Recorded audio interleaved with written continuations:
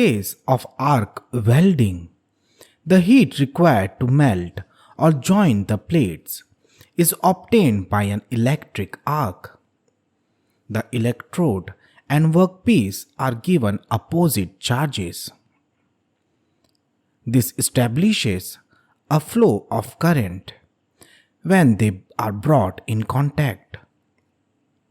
And when the contact is broken, high velocity electrons are generated at the cathode and positive ions are generated at the anode.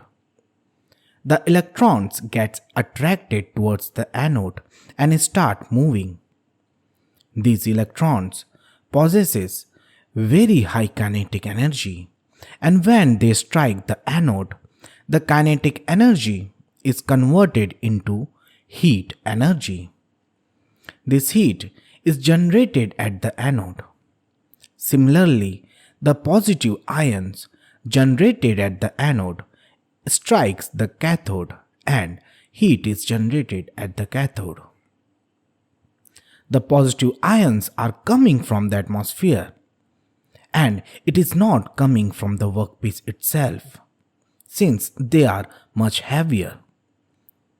And the electrons travel faster and attains higher velocity because they are lighter, and whichever portion they are striking generates more heat, that is anode. So we can say at anode we have more heat generation as compared to the cathode.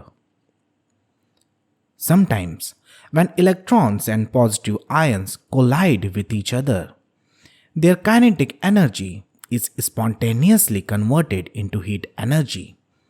This results in sparking and very high temperature of about 5000 to 6000 degrees Celsius.